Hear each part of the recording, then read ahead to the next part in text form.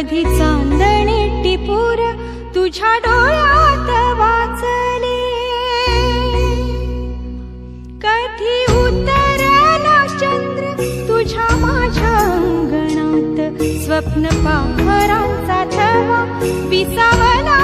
अंजळीचा, कधी काळोख भिजला, कधी भिजली पहाड